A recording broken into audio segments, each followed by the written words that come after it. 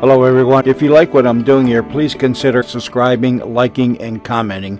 It would really help the channel out quite a bit. Thank you very much. The CBS Radio Mystery Theater presents...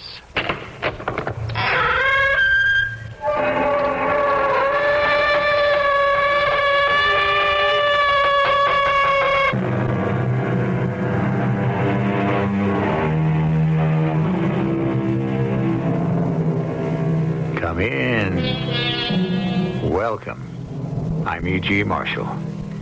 We turn this time to a classic melodrama, an incredible chiller. I say incredible because it was written by a 19th century lady who seldom left her house. I speak, of course, of Charlotte Bronte, most famous of the three literary sisters whose strange brother, Patrick Branwell, was the prototype for some of the men in their novels. The day of the governess is past, but she was quite a fixture in the days when opulent mansions housed the wealthy, with a housekeeper and staff of servants who sometimes shared dark secrets. What's the matter with you this morning, Miss Jane? You look peaked. Another one of those terrible nightmares, Mrs. Fairfax. Such things are omens. My dead husband has been rising from his grave to tell me no good will come to this house. This house is the happiest home I have ever known. Then why do you dream of death and destruction? It must have been the storm. The moors were wild with thunder and lightning. I'm begging you, Miss Jane. Get away from here. Leave Mr. Rochester and Thornfield Hall alone before it's too late.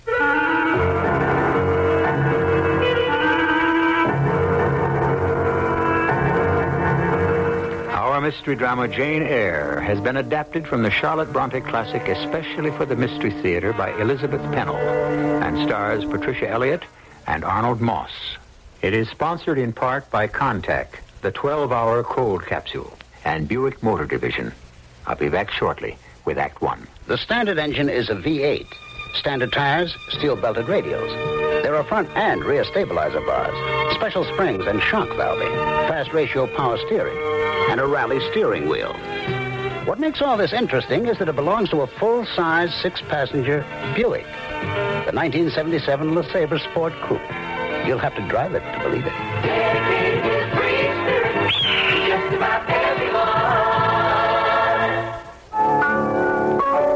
Beware the lean and hungry look. Hello, this is Victor Borger. You know, Shakespeare sure didn't know about heart health. If you have that lean look, your heart may be more healthy than if you are fat and jolly. If your lean look comes from eating low-fat foods and regular exercise. So, keep up the good work and tell your fat friends to reduce the heart-healthy way by contacting your local American Heart Association. They're fighting for your life. Here's news about a unique checking account that's better than free. With Exchange Bank's Tax Saver Checking, there's no minimum balance and no monthly service charge, so it saves you money every month. But even more important, Tax Saver Checking can help save you money on next year's income tax. It helps you remember and get every itemized deduction you have coming. And Tax Saver Checking saves you time, too. A free Tax Saver file box keeps your tax-deductible checks and receipts organized. So at tax time, everything's ready for you or your tax consultant. Open your Tax Saver Checking account now. Remember, there's no minimum balance and no monthly service charge. Tax Saver Checking. It's better than free because it saves you money every month and can help you save money on your income tax, too. Write, phone, or visit Exchange National Bank of Chicago, LaSalle at Adams. Member, FDIC.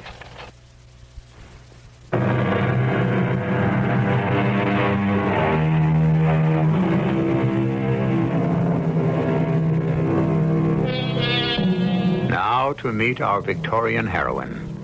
Jane Eyre has been hired as a teacher with one pupil in a mansion which dominates a remote English countryside, a setting much like that where the Bronte sisters lived and dreamed of adventure. As we begin, Jane has volunteered to post a letter for the housekeeper.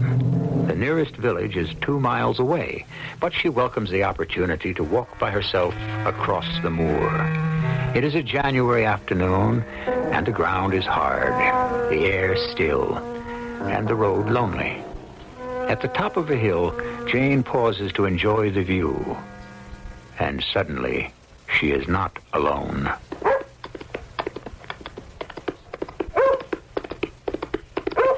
First the dog, and then a man on horseback, galloping furiously. I had not noticed the icy patch on the road, nor had the rider, until too late. With a slithering crash, horse and rider went down.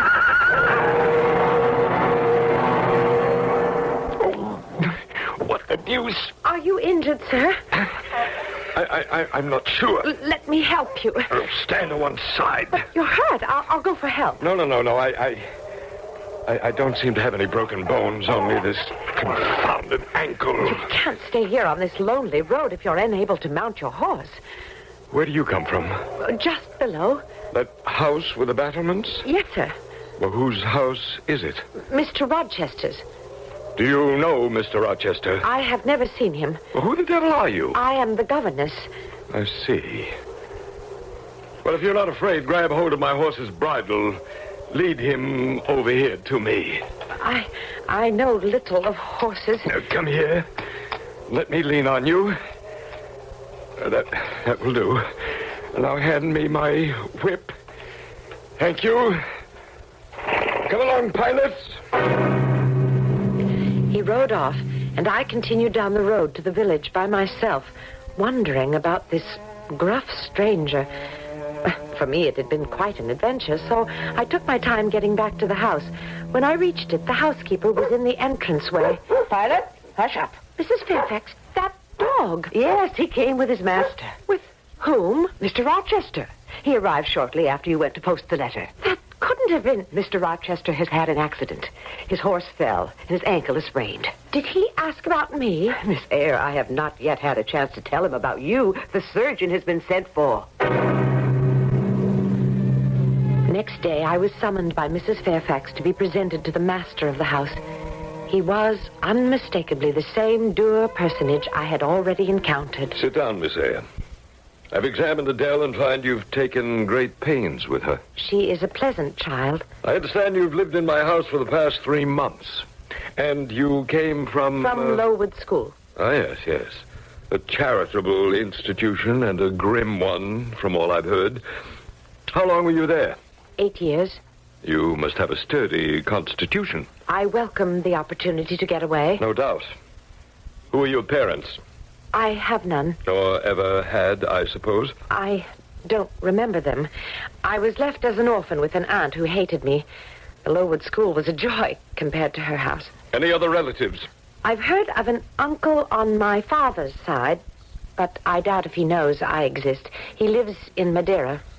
Who recommended that you come here? I advertised, and Mrs. Fairfax answered my advertisement. You have no friends, I presume? None but the pupils and teachers of Lowood. And now, those of you at Thornfield. Mm-hmm. You've lived the life of a nun. But I must say it has not broken your spirit. How old are you? 18. Old enough for some accomplishments. I saw some sketches in the schoolroom. Are there others? I have a portfolio. Send it to my room. And now I'm tired. You may go. It's true that I do not frighten easily, and I was content as the days went by to be left with my pupil or to wander alone through that enormous house. One day, I climbed through a trapdoor onto the roof. Oh, a fine place for sketching. As I started down the 3rd floor staircase, this dreadful sound sent me running. Mrs. Fairfax! Mrs. Fairfax! Yes, my dear. I didn't know there was anyone upstairs. Why, there's not. That wing of the house is quite empty. But I heard someone laughing. Oh, such a terrible laugh. Oh, that. It must be Grace Poole. Grace Poole? One of the servants. She acts quite unbalanced at times. But where have you been? Mr. Rochester wants to see you. I found him seated by the fire, and as the light played over his stern features, his dark eyes had a softness out of keeping with his manner. He caught me off guard. You examine me, Miss Eyre. Do you think me handsome?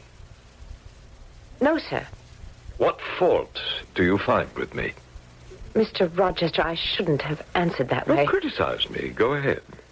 Does my forehead not please you? Do you think I'm a fool? Far from it. Well, you look puzzled, and a puzzled air keeps those searching eyes from studying my face. I'm feeling gregarious and communicative tonight. Talk to me. I have nothing to say. Well, then I'll make you say something. From your point of view, I'm sure I'd be judged a sinner. I do not make judgments. Oh, you would if you knew how I've wasted all my years. Why do you regret the past when there's a future to look forward to? I look forward to nothing but misery. But you have Adele and... Indeed. I rue the day I became encumbered with that brat. Well, then why did you make her your ward? I'm a victim of circumstance. Children annoy me. But I told you I feel talkative. Wouldn't you like to know something about Adele? If you wish to tell me. The child has no more memory of her parents than I do of mine. Her mother was a dancer. I found her in Paris, a glorious creature with whom I fell madly in love. She played me for a fool from the beginning, taking my money, giving a heart to a handsome devil of an army officer by whom she had a child, and claimed the child was mine. But does that shock you, Miss Eyre? No. But if the child was not yours, why do you feel responsible? Because the infant was abandoned. Which proves that you are a man of compassion. Perhaps.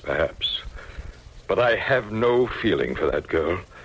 The less I see of her, the better. And if you don't like my attitude, you're not compelled to stay here. Oh, now you have shocked me. Adele is a lonely little orphan, forsaken by her mother and disowned by you. Already she leans on me as a friend, and I will do my best to comfort her.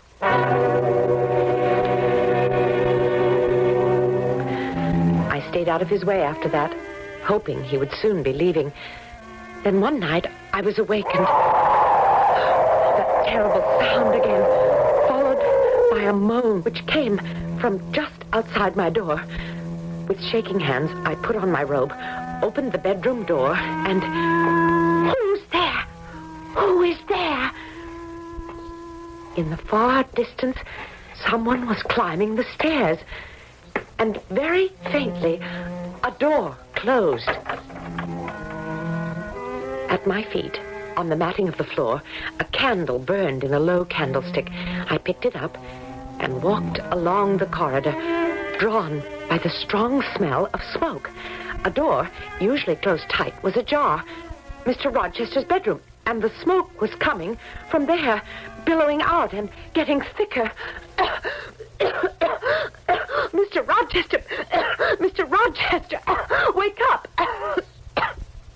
The draperies at the head of his bed were on fire. I grabbed a pitcher from the washstand and... What the devil? A fire, sir. Get up quickly. In the name of all the elves in Christendom, is that Jane Eyre? What have you done with me? Your bed was on fire. But what brought you to my bedroom? There was someone in the hallway. Someone who cried out and then went upstairs. I see. You said you saw no one but heard a cry. Yes, I thought it must be that Grace Poole. Exactly so. The unfortunate woman has nightmares. I was relieved to learn next day that Mr. Rochester had taken off on one of his journeys. But when he returned, I saw quite a different side of his complex personality. Oh, Miss Jane, it's nice to have music and laughter in the house. I thought I heard singing last night. There are ladies staying here? Mr. Rochester has brought several guests. There's Mr. Mason, Mrs. Eshton and her daughters, and I wish you could catch a glimpse of Lady Blanche Ingram. What is she like? A great beauty. What a fine couple they make. I'm hoping that what I've heard may be true. And what is that? That they will be married. Oh, Lady Blanche is years younger than Mr. Rochester, but so gay and charming. I tell you, life will be very different at Thornfield Hall. What has come over me? As I lay in bed, my heart is filled with a great longing. Severely, I say to myself, tomorrow, Jane Eyre, look in the mirror and draw your own picture faithfully without softening one defect.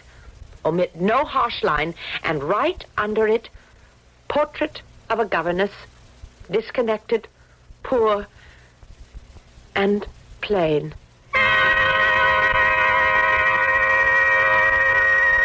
In due course, I was introduced to the ladies who ignored me and Adele so completely that it was easy to stay out of their way. Then one night, as I sat alone in my room, there was such a commotion that I opened the door. Mr. Mason needs help! Rochester, for heaven's sake, come! Back to your rooms, all of you. Except for you, Jane Eyre. What's happened? I need you. Come this way. Take my hand. It's dark going up the stairs. But, Mr. Rochester... I trust you don't turn sick at the sight of blood. I hope not, although I've never been tested. Steady now. Through this doorway. Could this be the disturbing Grace Poole at last? But I caught only the sight of a receding form, a woman in a gray sweater and long black dress. Our attention was focused on the bed, where the guest, Mr. Mason, lay with blood streaming from a gash on his head. Quickly, Jane, hold that basin while I sponge his wounds. She's a fiend incarnate. I won't live through the night. Nonsense, man, nonsense. You've nothing but scratches. She stabbed me. Barely missed my jugular vein. I'm bleeding to death. Courage, Richard. You'll survive. But my arm, she sank her teeth into it. We'll get the doctor as soon as we can. Just be calm. Calm? She sucked my blood and said she would drain my heart. Surely after this murderous attack, Grace Poole would be removed from the household.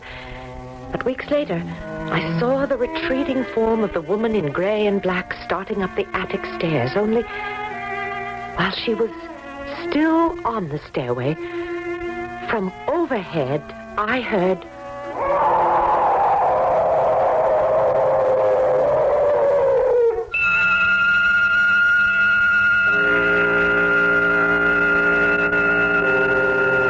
That for a chilling turn of events.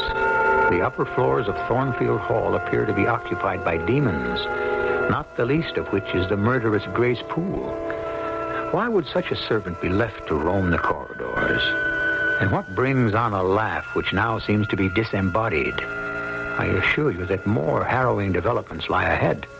I'll be back shortly with Act 2.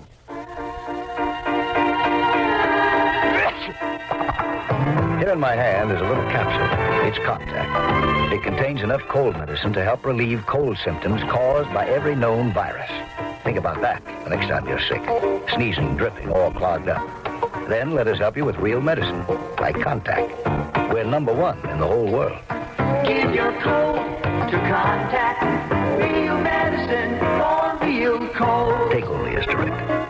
You dirty rat. You dirty rat. Nobody does Cagney like Cagney. And now James Cagney tells his whole story in Cagney by Cagney. The gangster roles. All right, you guys. The song and dance parts. Yankee Doodle went to town. The stars. Here's looking at you, kid. They're all here in Cagney by Cagney. A tough, touching, witty, wisecracking autobiography. The inside dope on the street kid who grew up to be a star. Now in pocketbooks. Cagney by Cagney. Get it wherever paperbacks are sold. If a new car is looking real nice, but you're worried about the price, Dodge knows how to give you a nudge. Yeah, Dodge is talking your language. Talking price about a new car, but those other guys aren't even talking in your price league? See your Chicagoland Dodge dealer. He's talking your language with the unbelievable Dodge Aspen. It's priced $373 less than Mercury Monarch. $302 less than Ford Granada. Based on sticker prices for comparably equipped two-door models, Aspen's hundreds of dollars less. So if our new Aspen's looking real nice, but you're worried about the price, your Chicagoland Dodge dealer knows how to give you a nudge. Dodge is talking your language. Dodge is talking your One of the Chicagoland Dodge dealers is Aurora Dodge, 1282 Lake Street in Aurora.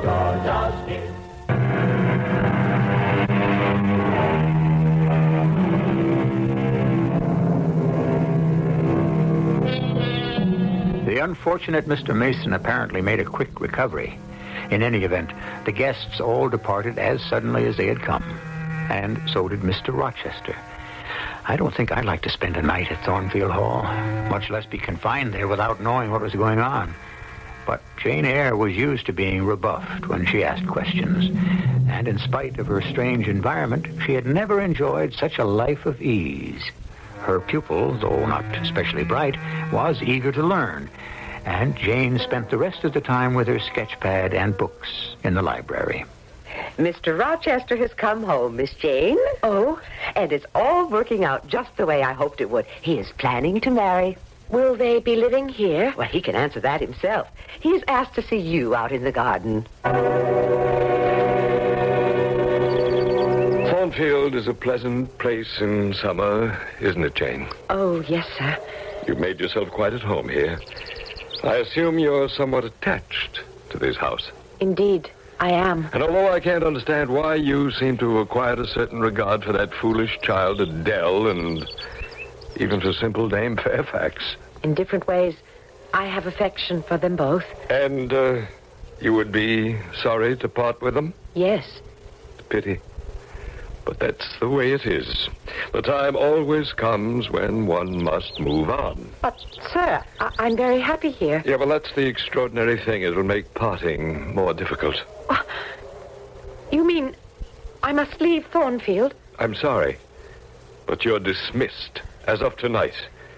Is it because you are going to be married? Exactly so. Soon, sir? Very soon. But what about Adele? I'll send her away to school, and you must get a new situation. I will advertise immediately. But in the meantime, may I stay on until I have somewhere else to go? I hope to be a bridegroom in about a month. But I'll find employment for you. In fact, my would-be mother-in-law has already heard of a place where they need a governess in Ireland. That's a long way off, sir. From what? From England and from Thornfield and... Well? From you, sir. It's very interesting that you should say that, Jane.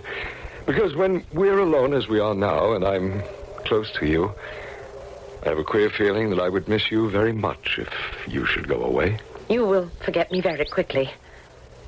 You spoke to me once of the future. What do you look forward to? Oh, I suppose in my hopeless dreams, I fancy myself as a mistress of my own school for girls. Oh, Jane, Jane. Behind that prim facade, you're fire and ice. You mustn't... Please, don't talk that way, sir. I wish you happiness in the course you have taken for your future. What course? Why, with the beautiful Miss Ingram, your bride. I have no bride. But you will have. Oh, yes, I will. And she is standing now right beside me. Mr. Rochester, please, let me go. I am offering you my hand, my heart, and a share of all my possessions. You are making a fool of me.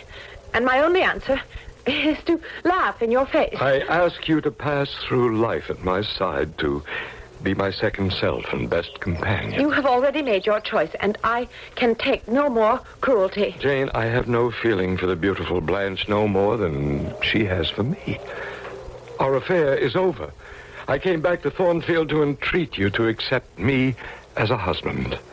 If your feelings for me are real, I will be grateful and devoted. Grateful? Say it quickly. Say you'll marry me. Mr. Rochester, if you are sincere... Edward, my name is Edward. If you need an oath, I swear that I love you. Then, sir, I will marry you.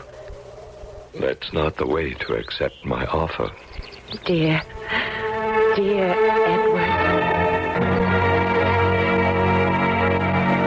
Everything had changed. I was no longer plain Jane Eyre. Of course, I had known from the first moment that Edward Rochester was a man above all others. But in my wildest dreams, I had never dared hope I could be the object of that affectionate heart he tries so hard to keep buried. I still felt insignificant and blushed when he offered to buy me a trousseau and talked about jewels. And a diamond necklace for my lady? Oh, no, sir, please, I can't accept But it. you're soon to be Jane Rochester, and that calls for finery for my beauty. Oh, please, Mr. Rochester. Who? Edward, don't call me things I am not. I am your plain, Quakerish governess. You have beauty after my own heart, delicate, ethereal. Oh, puny and insignificant, you mean. You are dreaming, or else... Oh, for pity's sake, don't sneer at me. I will dress my Jane in satin and lace. And for her wedding, her head shall be covered with a priceless veil. I was in a world of utter bliss until what you and Mr. Rochester are about to do is wrong. We love one another. He is old enough to be your father. He's nothing like a father, and he looks so young. You know nothing of men. And no good can come from a union with a gentleman of his station and a lowly governess. I thought, Mrs. Fairfax, that you and I were friends. Miss Jane, you must leave Thornfield Hall before it's too late. But my Edward was more loving than ever, and I could put up with anything until... Dearest Jane, last night you were so radiant. Now, what's happened on your wedding day to make you look so pale? Last night, the most terrible nightmare of them all. My dearest Jane, you're nervous, that's natural. But soon your mind will be at ease. Only this time it was more than a nightmare. Something happened. Well, then tell me about it, although that little head of yours is apt to conjure up all sorts of things. But this was real. I knew that my door had opened, and a woman was standing in my bedroom. She held a candle and examined my wedding dress. Well, it must have been that stupid Mrs. Fairfax. No, not Mrs. Fairfax. A large woman with thick hair hanging down her back, in a white gown, or a sheet that looked like a shroud. Did you see her face? Not at first. Then she moved stealthily toward me, and the candlelight caught her features. Oh, hideous, savage, like a vampire. And as she leaned over me, I would have screamed in terror, except no sound would come. She blew out the flame and glided from the room. A most unsettling dream. But after tonight, Jane, you'll have no more, I assure you. But that's not all, sir. Well, surely you didn't attempt to go after her. I was so frightened, I believe I fainted. But when I woke, it was light. And oh, Mr. Rochester, my beautiful veil. It had been torn to shreds. My poor Jane. Oh, you see, sir, it wasn't a dream. No, I suspect the vindictive Grace Poole. Mrs. Fairfax would say it is an omen. You and I, Jane, know how to dispense with omens. And soon we will be far away from here. I'll take you to Spain. We'll tour the world. Come, my dear. This is the happiest day of our lives. If either of you know any impediment why ye may not lawfully be joined together in matrimony, ye do now confess it. Stop this mockery of a wedding! Mason, how dare you? I might say the same to you, sir. Go on with the ceremony. It cannot take place. Pay no attention to this intruder. Go on, I say. Let Mr. Mason speak. This marriage is unlawful. It must not be consummated. But why, Mr. Mason? Because Mr. Rochester is already married. He has a wife. Miss Jane, I warned you. I was trying to keep you from... You should have told the girl. Leave my innocent Jane out of this. How can I? Mason, I should knock your block off. You won't touch me, and you know it. I'm convinced the girl knows nothing, and I've already been in touch with her uncle. What do you know of my uncle? I made inquiries through my solicitor, and I've seen your uncle in Madeira. You've seen him? But then why hasn't he written to me? He's very ill.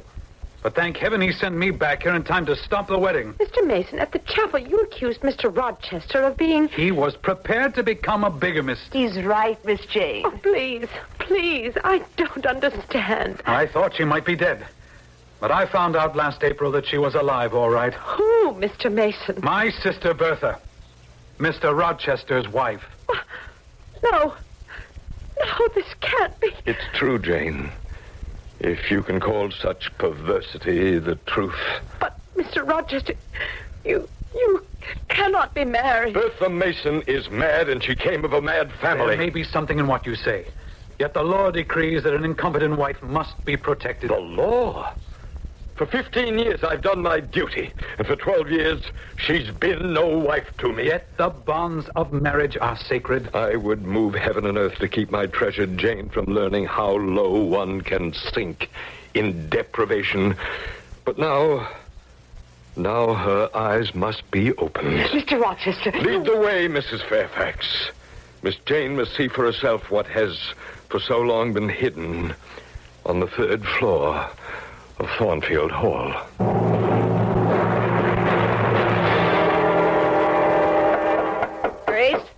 Grace Poole, unlock the door.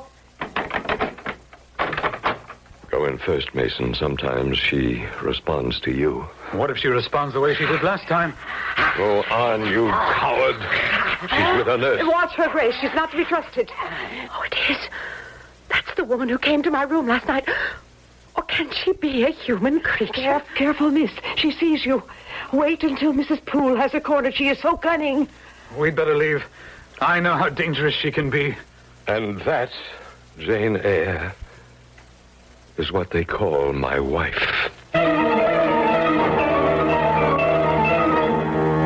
Now we know the secret of that ghostly 3rd floor of Thornfield Hall. Picture, if you will, the scene Jane Eyre was forced to witness. The door was unlocked by the stolid Grace Poole, a somber matron in gray and black. But behind her, groveling on all fours, a wild creature with long hair hanging over her face, like some fearful beast of the jungle. We will mercifully close the door before continuing presently with Act 3. The 1977 Buick Regal. It comes with Buick's terrific V6 engine. It carries 6 people and lots of Buick comfort. It's lean, it's maneuverable in city traffic. It's the most luxurious mid-sized car Buick builds. Yeah, this new Regal is pretty much everything a car should be, except for one thing. It isn't yours yet, but it can be. Just see your Buick dealer for a test drive soon. Just about everyone. 55? Man, you gotta be kidding. My car won't run right at 55, and I get better mileage when I go faster. Come on, you're gonna have a better reason than that. All right, in the first full year, the 55-mile-an-hour speed limit law was on the books. 9,154 fewer people died on the highways than in the last year at higher speeds. 9,154 people didn't die? This station, the U.S. Department of Transportation, and the Advertising Council remind you to drive 55. It's a law we can live with. WBBM Chicago.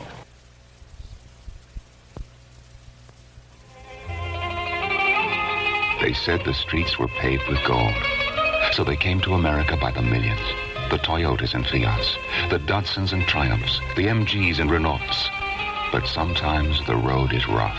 And when their mufflers go, they find that the doors to most repair shops are closed to them because they're foreign. Yeah, we sell mufflers, but we don't sell your kind. Funny little car. Where does your muffler go, in the glove compartment?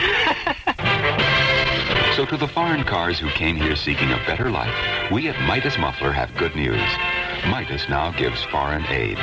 Midas now installs mufflers on most foreign cars, and we do it with the same care and expertise you'd expect from a company that's been installing mufflers in America for 20 years. At Midas, we're specialists. We have to do a better job. Buy a Midas muffler and cap set for $4.95, and Midas will donate $1 to Easter Seals. You will feel warm all over helping Easter Seals.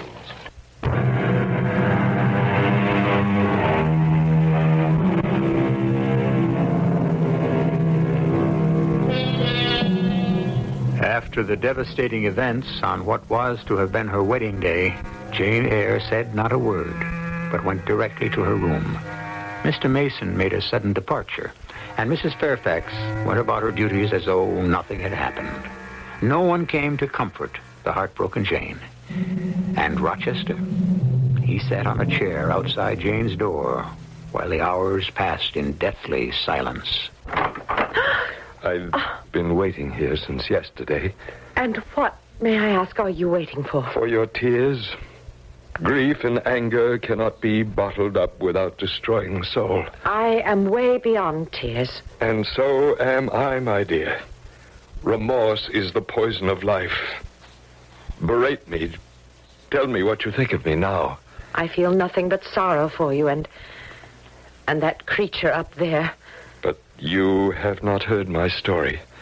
Nothing has been real in my life until I met you. And now you would make me the victim. No, never, Jane, never. This time there was to be a future for both of us. How can you say that when you... When I was in my 20s, my father sent me to Jamaica. His business was not going well, and he and my brother made a deal with importers named Mason. A deal for you to marry?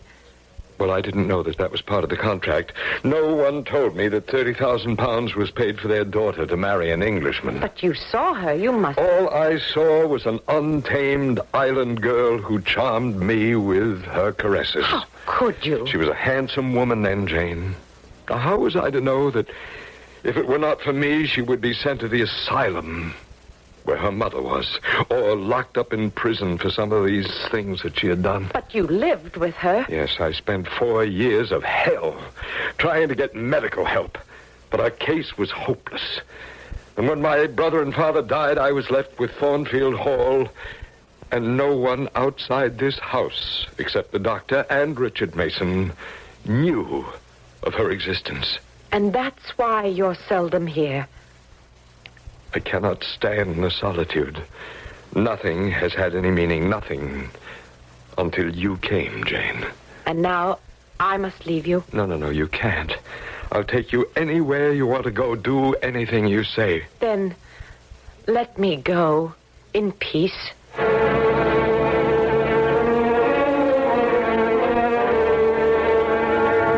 I left Thornfield Hall in the dark of night, and can scarce remember how I stumbled over the moor until I reached the village. It was almost dawn when I found a sleepy man with a carriage. I showed him what money I had and asked him to take me as far as it would go. He put me off at Whitcross. You want a room at this hour of the morning? No, I'm looking for employment. No one needed here. Do you know any place in the neighborhood where a servant is needed? I can't say, but I doubt it. What do most people do in this place? Some are farm laborers. Some work at the needle factory and the foundry. Do they employ women? Nay, it's men's work. But then what do the women do? We're poor folk, Mum. And poor folk get along as best they can. Where can I get some food? Well, bed and board right on the premises if you can pay the price. But I can't. Well, then it's off with you. But where can I go? There's the Reverend Rivers out at Moorhouse. How do I get there? Take the road going that way, but it's a long walk. The walk was endless, and a storm had come up. I pulled my thin coat around me. I was soaked to the skin. At last, a prison-like structure rose through the mist, and before I could reach the knocker, I collapsed on the doorstep. Well, young lady, you've finally come around. This is Moorhouse? Yes, and I'm St. John Rivers. And now you must tell me your name and how I can get in touch with your family. My name is Jane Eyre, but I have no family. No relatives at all? An uncle. If you will give me pen and paper, I will write to him. Where does he live? In Madeira. Oh, that's far away. Give me the name of someone nearby who can come and fetch you. There's no one. Please, Mr. Rivers, you must help me.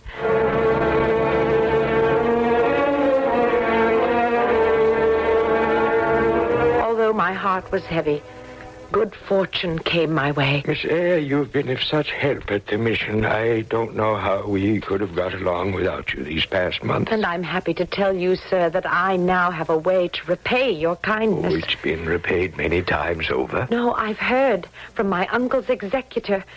I'm soon to inherit what seems to be a vast sum of money. Well, I'm happy for you, although I hope this does not mean that you'll be leaving us. I want to share my inheritance with the mission. And then, what I've always wanted, my own girls' school. For the first time in my life, I could make a choice, free to do what I wanted. But more than ever, I was troubled by my dreams. This time of a stern face with tender eyes, a rough yet gentle man who haunted my days and nights. His voice became more insistent. I heard it everywhere. Edward Rochester needed me, and no matter what the consequences, I must return to Thornfield Hall. May I help you? Do you know Thornfield Hall? Oh, yes, I lived there. Did you? Oh, I was the late Mr. Rochester's butler. The late? Is he dead? Oh, I mean the present gentleman's, Mr. Edward's father. Is Mr. Edward Rochester staying now at Thornfield Hall? Oh, no, Mum. How could he be? The place is a total ruin. Well, where is he then? I must see him. Well, you're a stranger here. You don't know what's happened. Tell me, please. Well, you see, when old Mr. Rochester died, I was sent to work at Ferndale. And I was only called back to the hall after some curious events had taken place. Go on. Well, there was this little snip of a governess who started the whole thing. What are you talking about? Well, she deserted Mr. Rochester, you see, when he needed her most. Poor, lonely man that he was. When Mr. Rochester's ward was sent off to school and Mrs. Fairfax went to live with her sister, I was called back to look after Mr. Rochester. Please, man, where is Mr. Rochester? I like to tell things the way they should be told, straight through from beginning to end. Except for those two on the third floor there. Well, there was just me and Mr. Rochester in that big house, and it was the middle of the night. I won't need anything more, John. Why don't you go to bed? I should think you do the same, sir. But if you're going to stay here, let me build up the fire. No, I'd rather stare into the coals. I'll go to bed when I feel that sleep will come. Oh, I could fix you a hot drink. No, nothing, thank you. Oh, good night then, sir. Oh, what's the matter with you? Are you catching cold? No. It's Mr. Rochester. There's smoke pouring down from the upper story. We'll close the door. We'll break the window and take the outside stairway to the second floor. The left wing of the house is on fire. Where is Grace Poole? Fast asleep, I imagine. Sometimes she takes a drop too much. That's what I'm afraid of. And when Bertha gets loose, anything can happen. Look, sir. Up there on the roof. Mrs. Rochester. Good Lord. Bertha! Bertha! Oh, she'll be consumed by the flames. Let's get to her. Oh, you can't, sir. Pitiful as it is, there's nothing you can do. I must try. Bertha! Sir, let her go! Bertha! She's jumped. Mr. Rochester, look out, sir! He tried to reach her. Oh, he tried, but it was no use. She was dead. As dead as the stones on the courtyard where a broken body lay. But it was Mr. Rochester I worried about. He was injured? Caught under a falling beam. Oh, you assured me he is alive. Oh, yes. He is alive. But many think he had best be dead. But where is he? Is Mr. Rochester in England? Aye, he's in England. He's not able to go much of anywhere now. He was at that completely in the fire. Oh, Mr. Rochester is completely blind.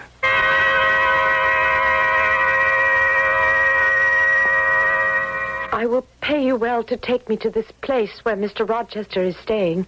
Friendine, oh, I don't mind driving there. My sister works for Mr. Rochester, but, I doubt that he'll let anyone in the house. You must persuade your sister to let me see him.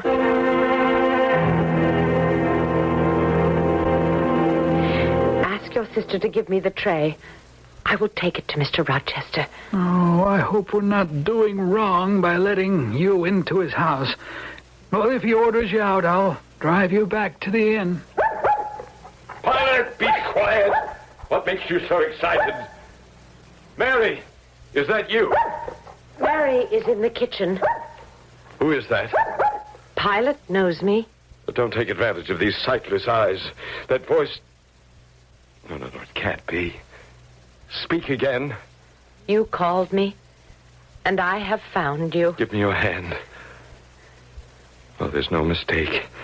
Jane Eyre. It is, sir. Am I hideous, Jane? Yes, Mr. Rochester. But then you always were, you know. That's my spirited girl.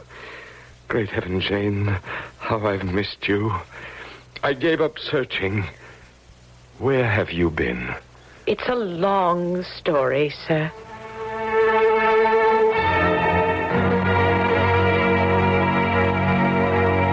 So you have found your independence. Would that I had found mine. It is not what I expected. Your own school, or off to India with your missionary. Which will you do? Why, neither, sir. If you will let me stay and nurse you. Oh, Jane, a nurse could never bind my wounds. What I need, I can no longer ask of my one true love. Try me. Not only these sightless eyes, but also this stump of a hand. The fire was her revenge, Jane. No more talking about the past. In spite of my infirmities, I don't need a nurse. I want a wife. Ask me one more time, Mr. Rochester. Edward, Jane, Edward. Our roles have changed, and you are now my master. We are two sides of the same coin, Mr. Rochester, and no one can split it in two.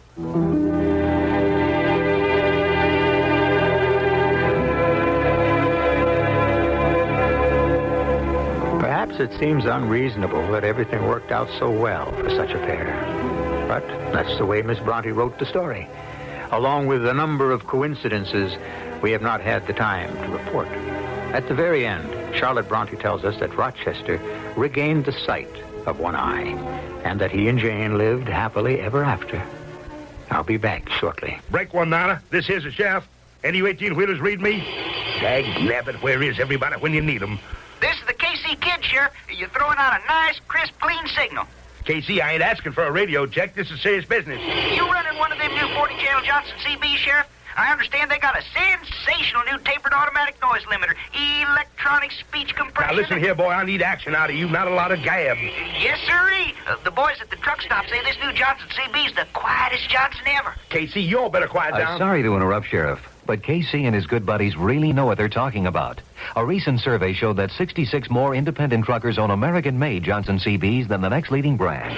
Sheriff, you mean you need me for official business? You better believe it, boy. Now get over here with a can of gasoline. I'm hiding behind that billboard on County 8. Hey, well, what'd you say, Sheriff? I seem to be losing your signal. Casey, you're gonna be in a heap of trouble, boy. FCC license required. It's free.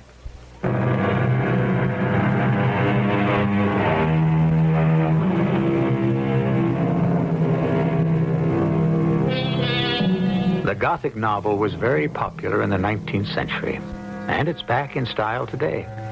Women writers are still leading the field, just as they did in the Bronte's day.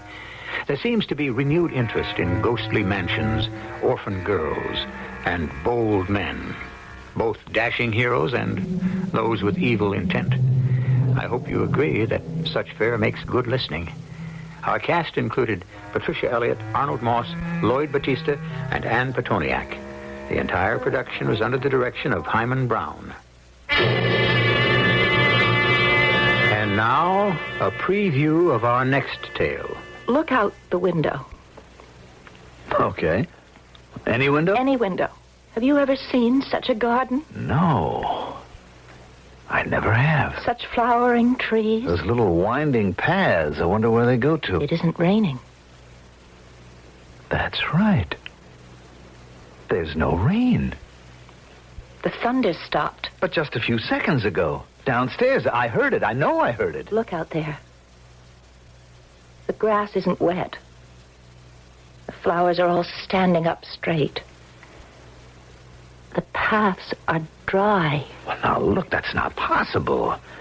I mean, there couldn't have been a terrific storm in one part of the house and sunlight and roses and all those beautiful things in another part. That's just not possible. I know. Radio Mystery Theater was sponsored in part by Buick Motor Division and Contact, the 12-hour cold capsule. This is E.G. Marshall inviting you to return to our Mystery Theater for another adventure in the macabre. Until next time, pleasant dreams.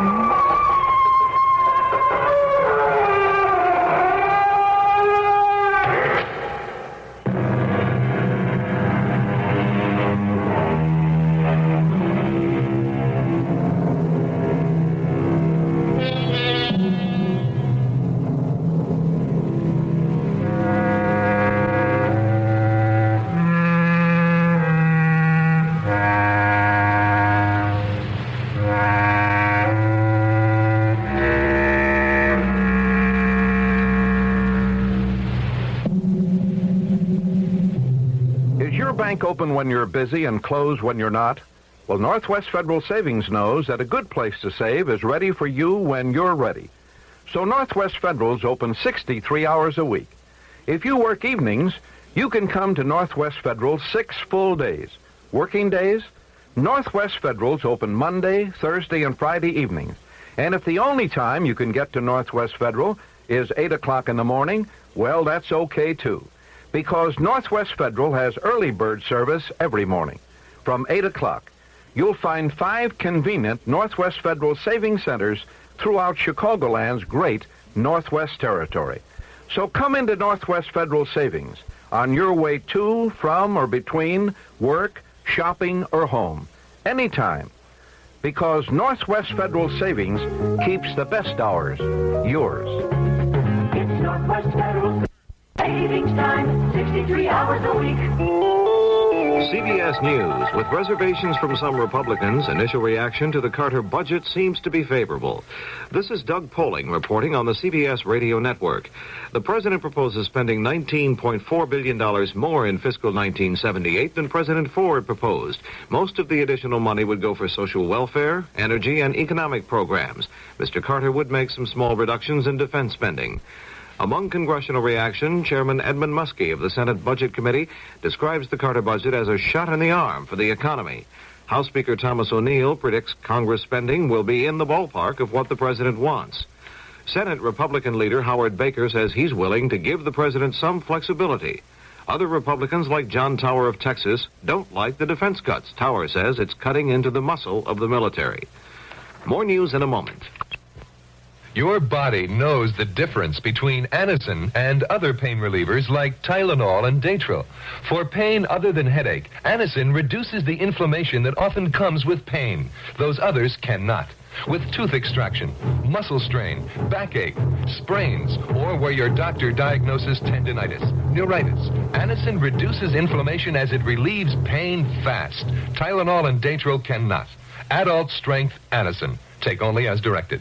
You may feel it's an embarrassing subject, but since 1 out of every 3 people suffers hemorrhoid symptoms at some time, you should know about Preparation H. Preparation H gives prompt, temporary relief from occasional pain and itch in many cases. But Preparation H does more, actually helps shrink swelling of hemorrhoidal tissues caused by inflammation. With so many having the problem, it's comforting to know that Preparation H helps shrink swelling of hemorrhoidal tissues. Ointment or suppositories. Use only as directed. Researchers for the American Cancer Society say a chemical used in plastic food wraps has been linked to cancer in mice. A report from Sam Ford in New York. Vinyl chloride's harmful effects were discovered at the University of Bologna, Italy, where male mice came down with cancer of the kidney after inhaling the substance, yet it had no effect on female mice or other test animals. Vinyl chloride is contained in a number of packaging products, including some plastic food wraps, but Dr. E.C. Hammond of the Cancer Society doesn't think there's reason for alarm. It seems very unlikely right now that such things as the wraps made out of saran, or with saran in them, could contain, if any polymer, it seems very unlikely that they could contain enough to harm the general public. Nevertheless, the Food and Drug Administration has begun conducting tests on the substance, and Dr. Hammond says the agency should issue a ban on the product if it proves dangerous. Sam Ford, CBS News, New York. Republican Arlen Stainland has scored a surprising upset victory over Democrat Mike Sullivan in a special congressional election in Minnesota's 7th District. The election was held to fill the seat of Bob Bergland, who resigned to become Secretary of Agriculture. Stainland campaigned against a host of big-name Democrats, including Vice President Walter Mondale.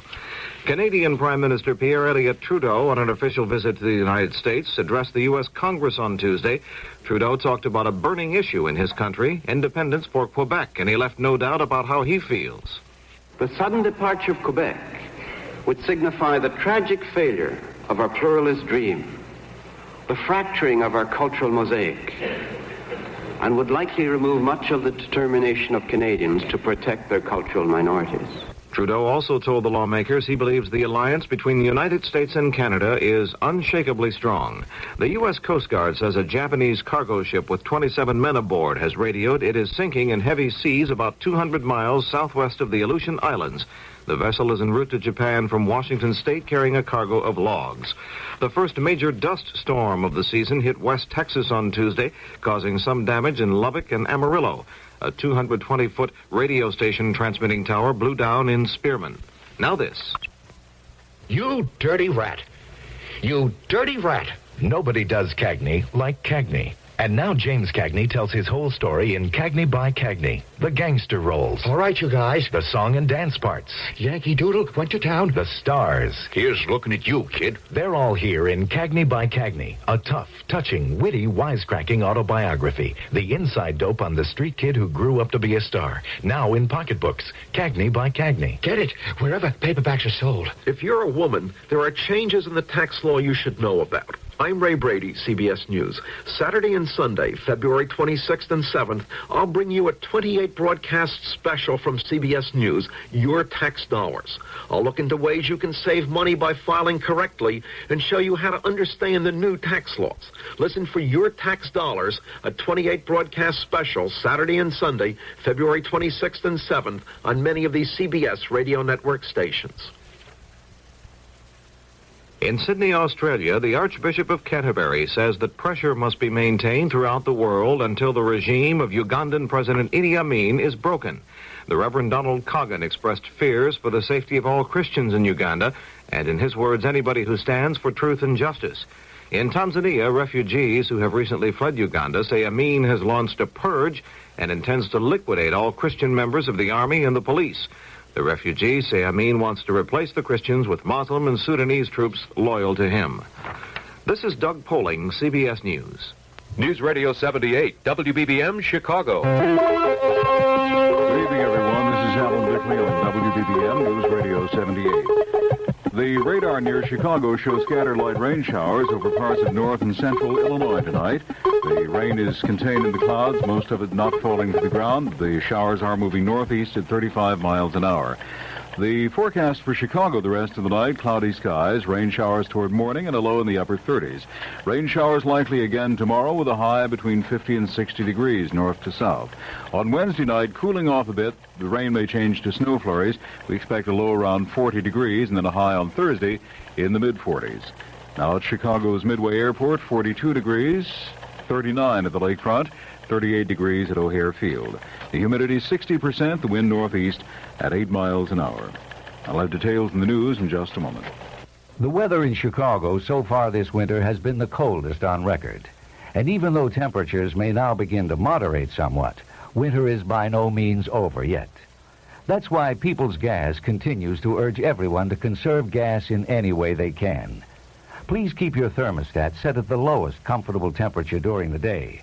Turn it down lower at night. Reduce heat in unused rooms and keep doors and windows tightly shut. Don't waste gas heating water hotter than you absolutely need. And if you don't have storm windows, it's a good idea to tape clear plastic sheeting to your window frames as a temporary solution. That should help cut heat loss quite a bit. These gas-saving measures can really make an important difference, especially when practiced by thousands of customers. With the cooperation of everyone in Chicago and the round-the-clock efforts of our employees, People's Gas will be able to assure a continuing supply of gas for all essential purposes.